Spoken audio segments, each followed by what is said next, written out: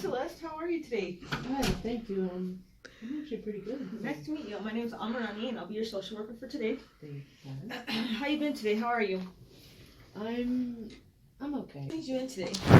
Well, lately I've been, and I don't know if you've met my husband before, but lately I've been worried that I might relapse again back into my drug addiction. Okay, so when did this drug addiction occur? When did it start? Well, to put it this way, it kind of started back in my whole childhood. Around what age? Probably like around 9. 9. And what substance did you start with? I started with marijuana. And were you getting high on a daily basis? Yeah, I mean, sometimes. Usually when I do it, I usually would hang out with my friends. Yeah. So you were getting high. How often were you getting high? Just whenever I can, when my mom's not there. But then again, usually I used to like passing the time by doing some track and cycle. Yeah. Yeah. And when you got high, was there any reason for that? Were you trying to get away from something? Well, Or was it just for fun? I would probably say it's because I didn't have a dad growing up. He died when I was 2, and it was just been me with my mom and my half brother. And well, because I didn't know how to deal with having no dad and having a mom who was practically absent for most of my childhood, so I can't just cope with it. Just go be in my little world, I might call it. So do you feel like you got high to run away from that, from your half brother, your mom, and those problems? Pretty much. And when did you feel that this drug issue became a chronic issue? I think it started when I was 16 and I decided to get high on glue. So when did it start becoming a chronic issue where you felt like you were an addict? Well, when I was 16, I decided to I started huffing glue back in my home in Puerto Rico. And What did I say to her? well, when I was 16 years old, and I started huffing glue and everything. And I should mention, I also dropped out of high school at that age because all I wanted to do was just get that high. But I figured it probably was not a really good idea. In fact, it just kind of made it worse because then my mother I didn't get along with my mom. No, from the very beginning, I did not. She would often scold me or tell me how much of a failure I am. With your mom, did you ever think that was affecting you in any type of way, or how did you feel about that? Did that trigger emotions that you didn't want to have? I tried to shut it off. I tried to not think about it so hard. But I'd be lying if I said it didn't affect me as much. Because, like I said, we never got along. She would scold me. I don't remember the one time she's ever felt proud of me. At all. But I do know this.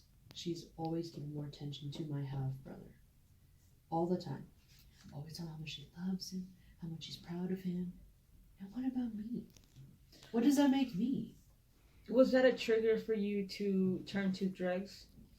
Or do you say other things were a trigger as well? Well, when you look at it, I think it's mostly the reason why I got into drugs in the first place. So the lack of love from your mom, you think? Yes. So I definitely want to implement some skills,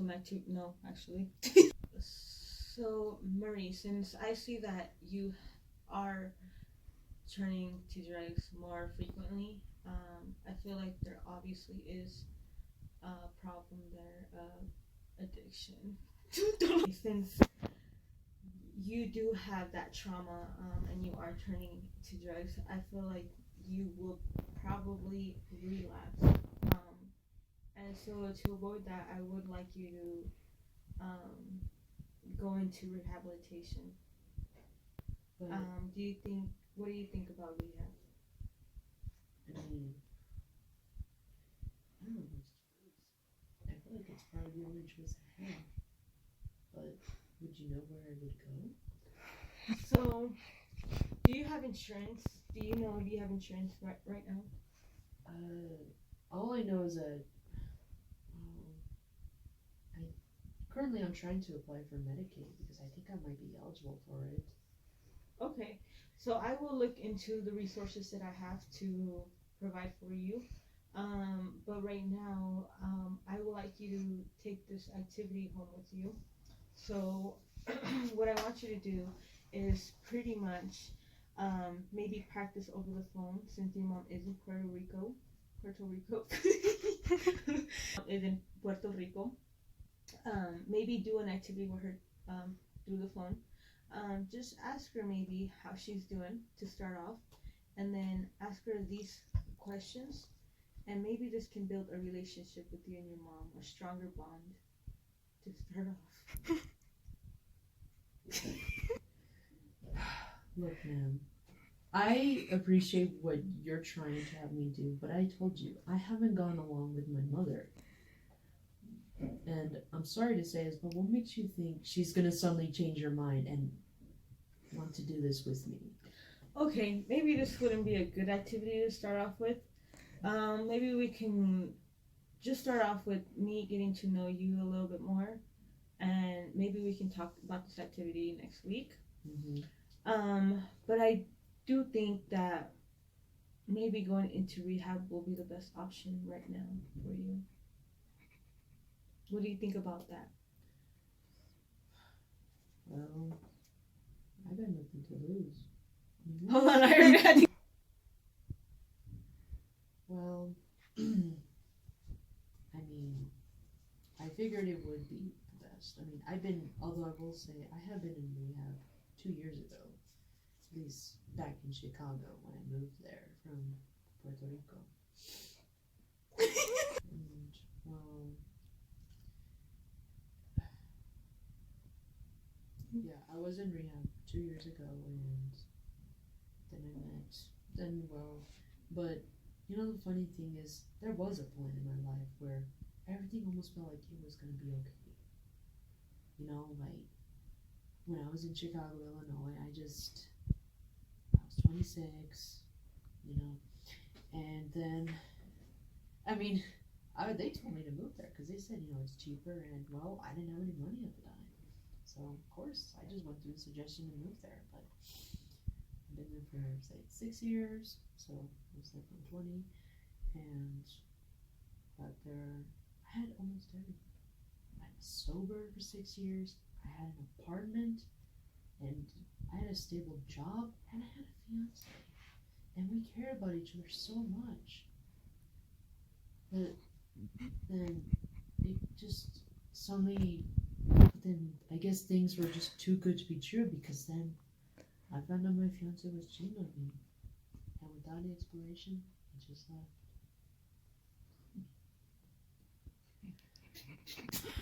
So you and your fiance met how long ago? Well, we kind of met when, at least at the time, we met like basically when I moved here. And how did you guys meet? Did you guys have mutual activities that you guys used to do together? Not exactly. I mean, well, I could say we kind of just happened to run into each other, and just went from there. Did you know your husband did drugs? What? Doesn't he do drugs?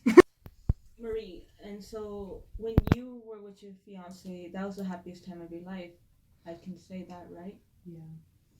And then you moved to Utah where you got married. Is that correct? Yes. But with a different guy. Yeah. Did you do that out of just anger, or did you really like this guy? I mean, all my life, I just wanted to feel loved and protected. Like, everything was just going to be fine.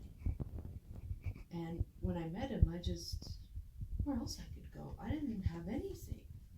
Had no family. No, I didn't have much friends, and then when I met him, I just go for it. So, Marie, what I want to do is help you get to a place where you're okay with somebody and without somebody. So I think we can work on that every week that you come. We can try to do different activities that can help you meet those needs and make sure you're empowered. So Marie, so we want to work on getting you to your best life. And so what I want to implement is Maslow's hierarchy of needs. So we'll definitely start off with your psychological basic needs. Then we'll work the pyramid up to level up. So Marie, I want to help you get to the best version of yourself. So I will implement Maslow's hierarchy of needs. So we definitely want to work every week on meeting those requirements and those basic needs psychologically and physically. So please don't feel like you are alone. We're in this together, and I look forward to meeting with you next week. Okay. Do you have any questions for me? No, not at the moment. Okay. So it was nice meeting you, Marie, Mm-hmm. and I look forward to seeing you again next week. Okay. Mm-hmm. Thank you.